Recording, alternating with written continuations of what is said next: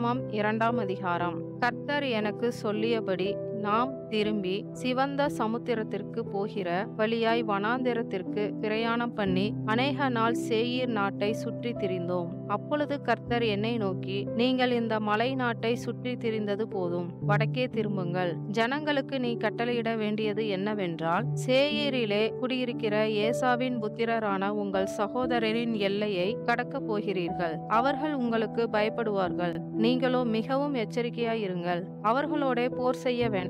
அவர்கள் தேசத்திலே 1 அடி நிலமும் உங்களுக்கு கொடேன். சேயீர் மலை நாட்டை ஏசாவுக்கு சுதந்திரமாக கொடுத்திருக்கிறேன். போஜன பதார்த்தங்களை அவர்கள் கையிலே பணத்திற்கு வாங்கி புசித்து, தண்ணீரையும் அவர்கள் கையிலே பணத்திற்கு வாங்கி குடியுங்கள். உன் தேவனாகிய கர்த்தர் உன் கை கிரியைகளில் எல்லாம் உன்னை ஆசீர்வதித்து வருகிறார். இந்த பெரிய வனாந்தர வழியாய் நீ நடந்து வருகிறதை அறிவார். இந்த 40 வருஷமும் உன் தேவனாகிய கர்த்தர் உன்னோடே இருந்தார். உனக்கு ஒன்றும் குறைவுபடவில்லை என்று சொல் என்றார். அப்படியே நாம் சேயீரிலே குடியிருக்கிற நம்முடைய சகோதரராகிய ஏசாவின் புத்திரரை விட்டு புறப்பட்டு அந்தர வெளி வழியாய் ஏலாத் மேலும் எசியோன் கேபேர் மேலும் போய் திரும்பிக் கொண்டு மோவாப் வனாந்தர வழியாய் வந்தோம். அப்பொழுது கர்த்தர் என்னை நோக்கி, நீ மோவாபை வருத்தப்படுத்தாமலும் அவர்களோட போர் செய்யாமலும் இரு. அவர்கள் தேசத்தில் உனக்கு ஒன்றும் சுதந்திரமாக கொடேன். ஆர் என்னும் பட்டணத்தின் சீமேயை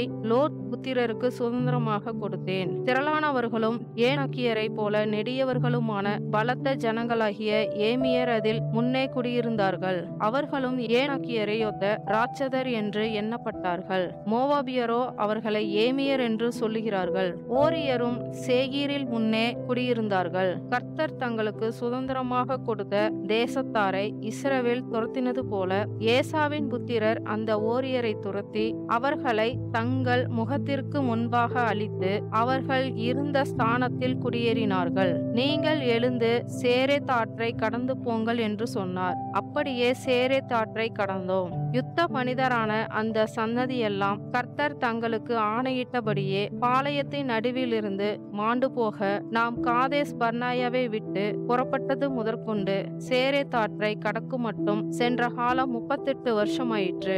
அவர்கள் பாளையத்தின் நடுவிலிருந்து மாண்டு ஒளியும் மட்டும் கர்த்தரின் கை அவர்களை நிர்மூலமாக்கும்படிக்கு அவர்களுக்கு விரோதமாயிருந்தது. யுத்த மனிதர் எல்லாரும் ஜனத்தின் நடுவிலிருந்து செத்து தீர்ந்த பின்பு கர்த்தர் என்னை நோக்கி, நீ ஆர் பட்டணம் இருக்கிற மோவாபின் எல்லையை இன்றைக்கு கடந்து அம்மோன் புத்திரருக்கு எதிராக சேரப்போகிறாய். நீ அவர்களை வருத்தப்படுத்தவும் அவர்களோட போர் செய்யவும் வேண்டாம். அம்மோன் புத்திரரின் தேசத்தில் ஒன்றும் உனக்கு சுதந்திரமாக கொடேன். அதை லோத் புத்திரருக்கு சுதந்திரமாக கொடுத்திருக்கிறேன். அதுவும் ராட்சதருடைய தேசமாக எண்ணப்பட்டது. முற்காலத்தில் ராட்சதர் அதிலே குடியிருந்தார்கள்.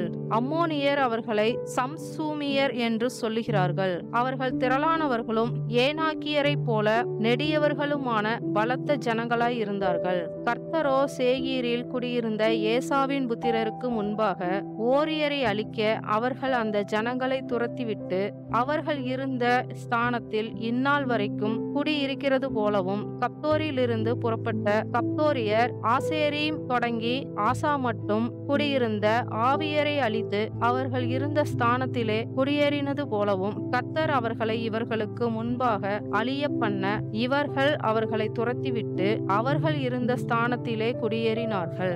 நீங்கள் எழுந்து பிரயாணம் பண்ணி அர்னோன் ஆற்றை கடந்து போங்கள். எஸ்போனின் ராஜாவாகிய சீஹோன் என்னும் எமோரியனையும் அவன் தேசத்தையும் உன் கையிலே ஒப்பு கொடுத்தேன். இது முதல் அதை சுதந்தரித்துக் கொள்ளும்படி அவனோட யுத்தம் செய். வானத்தின் கீழ் எங்கும் உள்ள ஜனங்கள் உன்னாலே திகிலும் பயமும் அடையும்படி செய்ய இன்று நான் தொடங்குவேன்.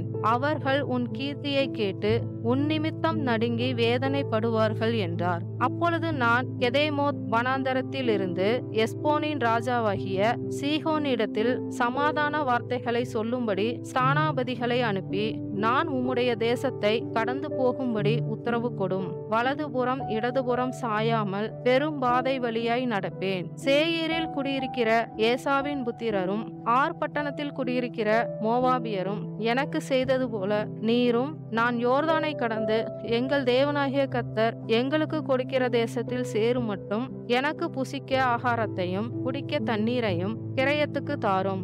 நான் கால்நடையாய் கடந்து போக மாத்திரம் உத்தரவு கொடும் என்று சொல்லி அனுப்பினேன். ஆனாலும் தன் தேசத்தை கடந்து போகும்படி எஸ்போனின் ராஜாவாகிய சீகோன் நமக்கு உத்தரவு கொடுக்கவில்லை.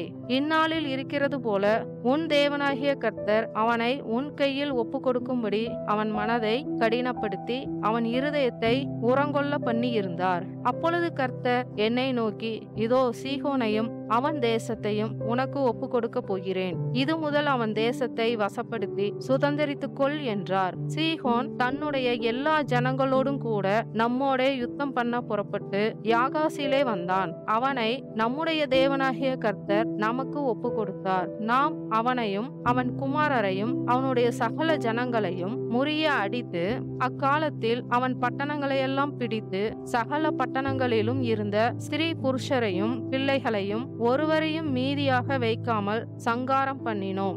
மிருக ஜீவன்களையும் நாம் பிடித்த பட்டணங்களில் கொள்ளையடித்த பொருட்களை மாத்திரம் நமக்கென்று வைத்து கொண்டோம். அர்னோன் ஆற்றங்கரையில் இருக்கிற ஆரோவேரும் ஆற்றண்டையில் இருக்கிற பட்டணமும் தொடங்கி கீலேயாத் வரைக்கும் நமக்கு எதிர்த்து நிற்கத்தக்க அரணிப்பான பட்டணம் இருந்ததில்லை. எல்லாவற்றையும் நம்முடைய தேவனாகிய கர்த்தர் நமக்கு ஒப்பு கொடுத்தார். அம்மோன் புத்திரருடைய தேசத்தையும் யாப்போக் ஆற்றங்கரையில் உள்ள இடங்களையும் மலைகளில் உள்ள பட்டணங்களையும் நம்முடைய தேவனாகிய கர்த்தர் நமக்கு விலக்கின மற்ற இடங்களையும் சேராமல் விலகி போனாய் என்பதே. ஆமென்.